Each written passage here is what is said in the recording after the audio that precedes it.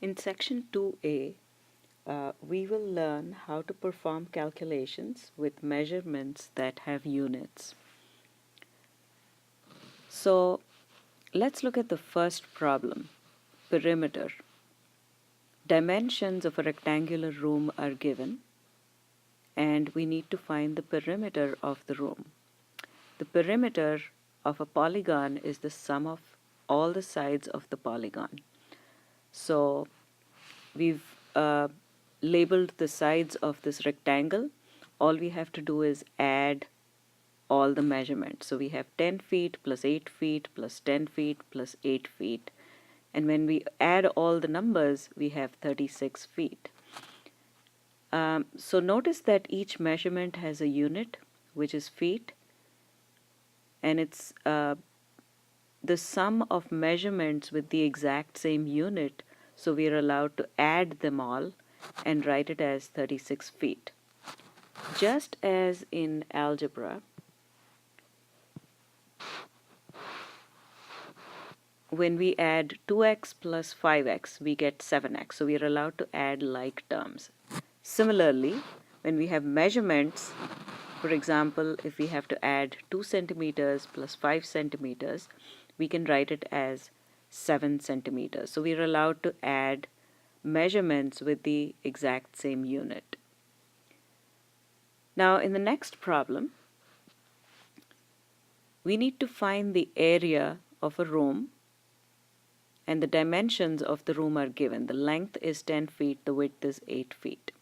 Area, if you recall, is length times width, so it is 10 feet times 8 feet. So here we are multiplying two quantities with units. Both have units feet. So the numbers when multiplied, 10 times 8 is 80. Notice here we have feet times feet, and that's how we get square feet. Just like x times x is x squared, feet times feet is feet squared, and we say square feet. So the area is 80 square feet. Now the next problem, we have a problem involving volume. We need to find the volume of a shoebox, and the dimensions of the shoebox are given: the length, the width, and the height.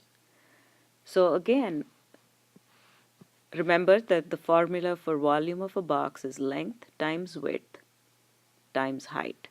So length times width is the area of the base times height is the volume. So length 12 inches times width 4 inches times height 5 inches is, we multiply all the numbers to get 240. So 12 times 4 times 5 is 240. Inch times inch is cubic inches. The next problem, the Tata bus travels 20 miles in 2 hours. What is the speed of the bus? So let's look at the information that's given, 20 miles in 2 hours. So that's the same as 20 miles per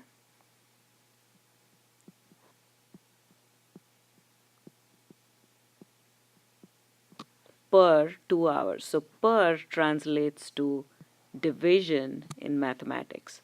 So 20 miles divided by 2 hours is the same as 20 miles per 2 hours.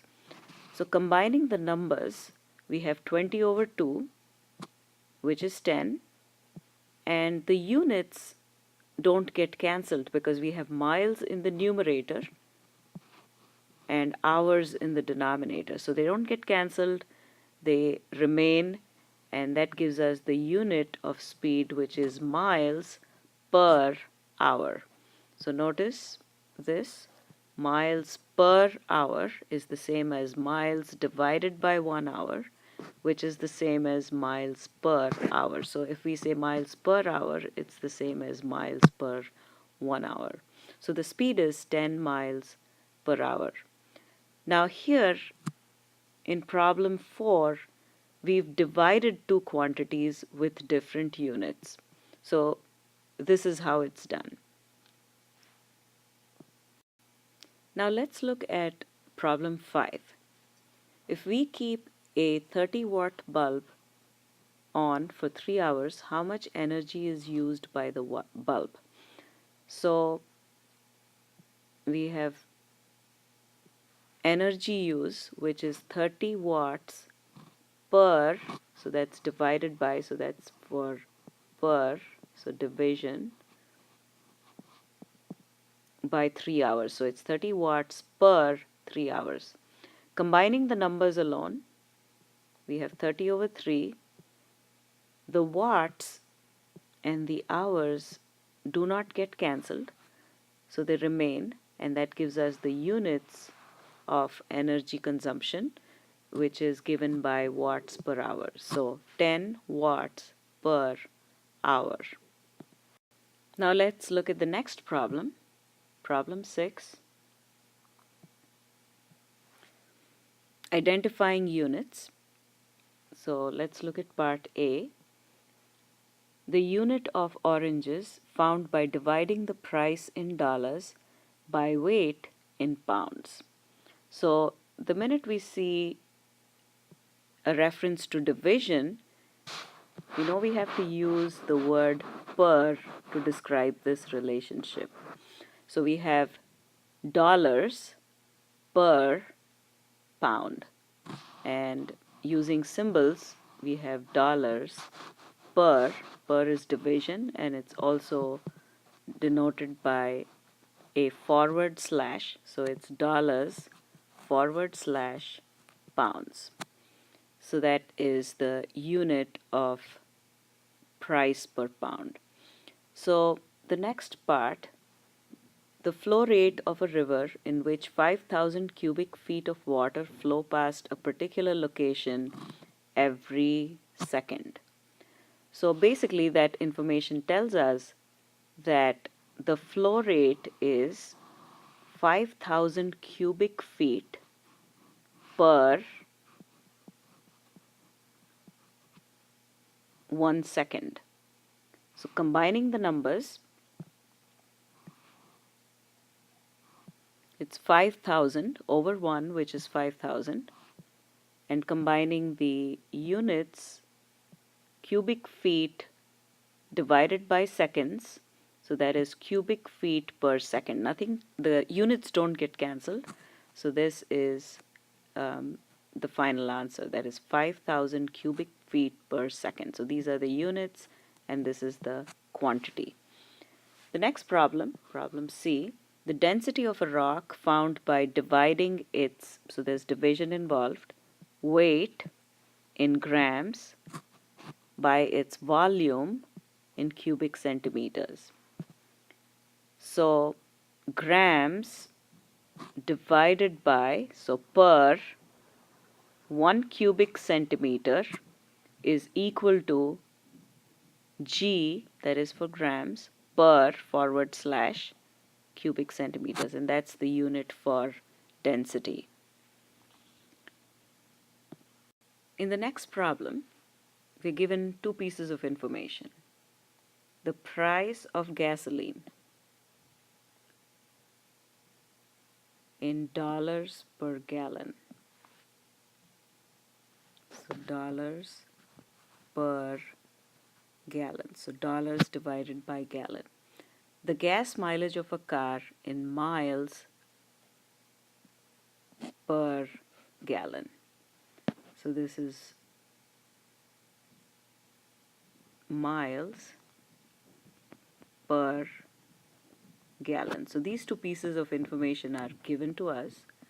What we need to determine is the cost of driving this car in dollars per mile.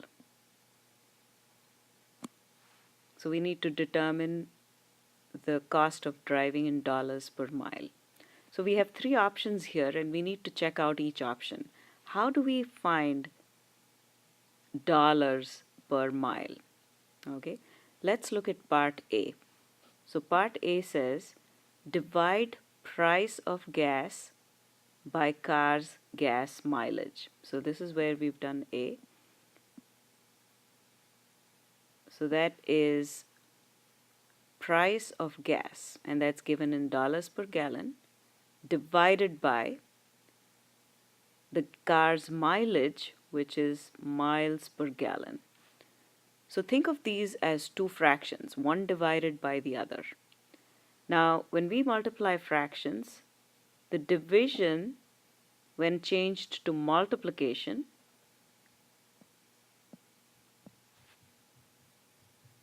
what we need to do is change the miles over gallon to gallons over mile. We flip the fraction. So here's a small example.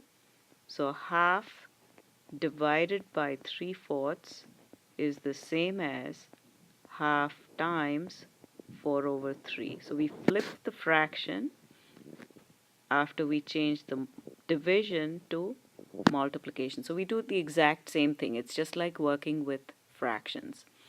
So now let's see if something gets cancelled. So once we flip the fraction, notice that gallons cancels with the gallons, and what we are left with is dollars per mile.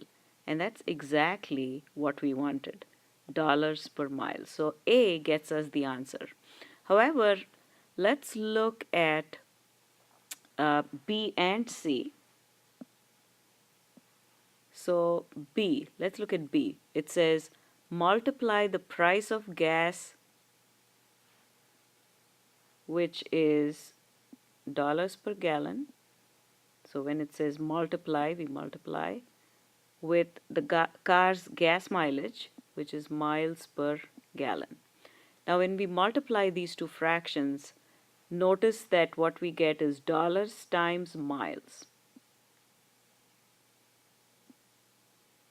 divided by gallons times gallons, which is gallon squared. And that's not what we really wanted. What we wanted was dollars per mile. And A got us the answer, but we are just looking at B and C to see why they don't work out. Now let's look at C. So we're looking at C now. It says, let's see if we can make this clear.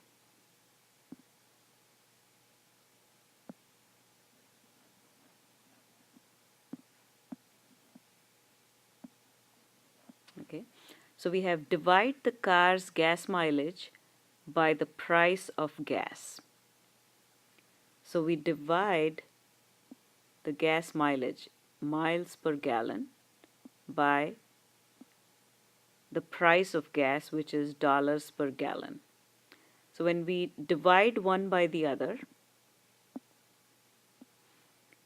we have miles over gallon, and notice that the division changes to multiplication.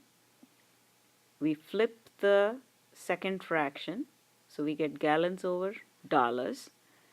The gallons and the gallons get cancelled, and we are left with miles per dollar. That's not what we wanted. We wanted dollars per mile. So clearly A worked out for us. B and C are not going to give us what we want, which is dollars per mile. But notice from this problem that working with these kinds of units is just like working with fractions. All the rules that work for fractions also work for this particular type of calculation.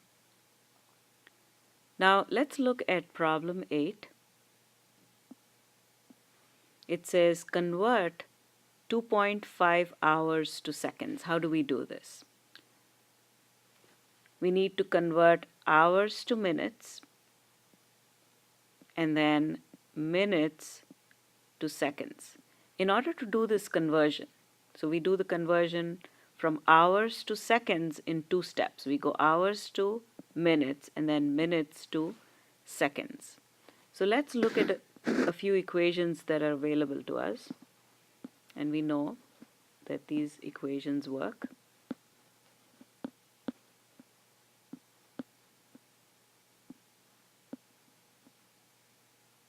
One hour is 60 minutes and 1 minute is 60 seconds. We all know that. So how do we convert hours to minutes? We use a technique called dimensional analysis. So if we have 60 minutes is equal to 1 hour, then we can write two different fractions. So 1 hour divided by 60 seconds. Okay. What is the value of this fraction? If 1 hour is equal to 60 seconds, we know that this fraction equals 1. Or if we flip this fraction and write it as 60 seconds over 1 hour, that is also equal to 1. So we start off with 2.5 hours, multiply with 60 minutes over 1 hour. So the hours and the hours get cancelled.